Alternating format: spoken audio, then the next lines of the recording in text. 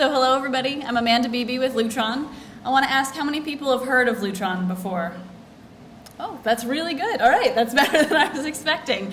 So then you won't be surprised that I'm here to talk to you guys about kind of why you want to dim your lights, not just at your home, but also commercially, and how that can affect Philadelphia. So you guys all know Lutron. How many of you have a dimmer in your home? Yeah? Is it in your dining room?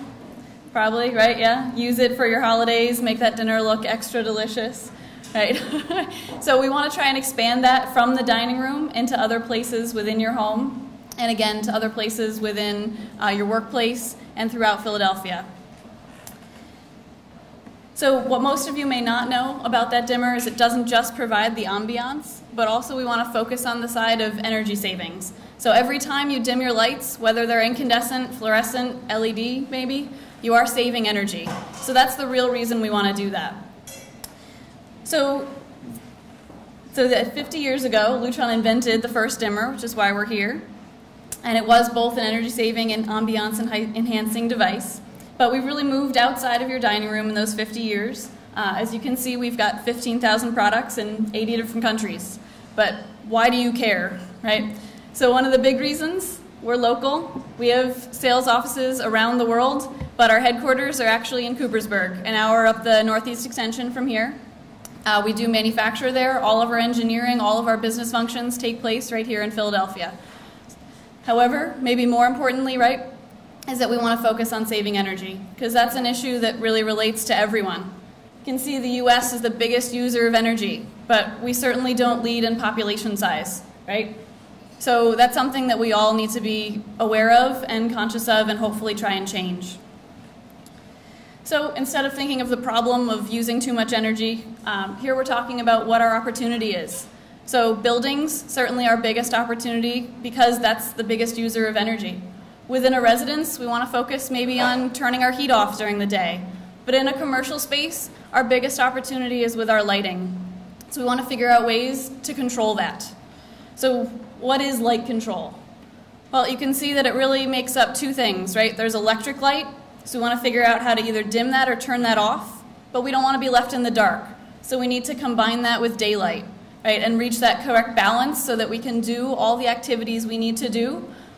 So here's an example of your home, right?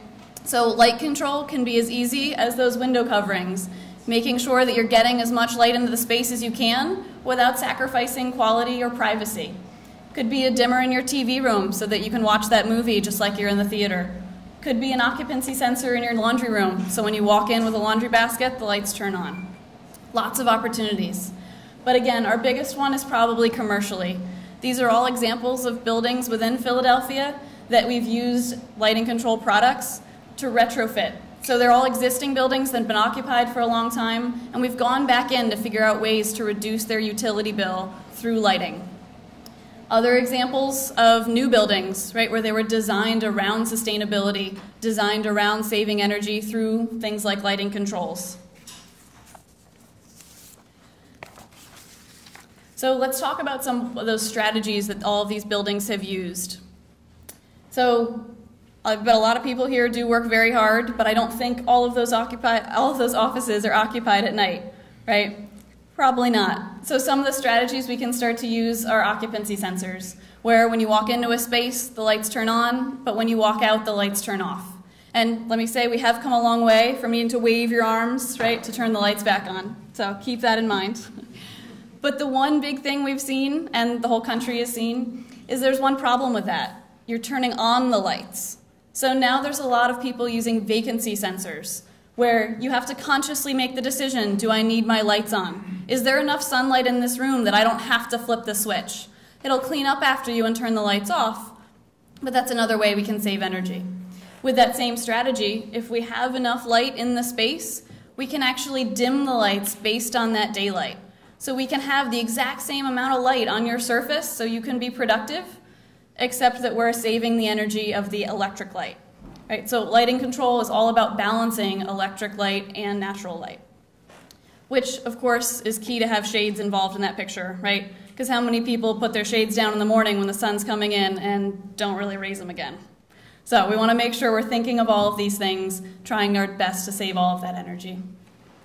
And even, at a whole building level, many of those buildings we showed have systems where their facility manager can see every single thing that's happening in that space, every bit of energy that's being used, and figure out ways that they can save that and optimize that. All right, so all of those products we just talked about, from the dimmer in your dining room, included in this, to that whole building solution, probably a surprising number to people, it saves $1 billion a year in utility costs.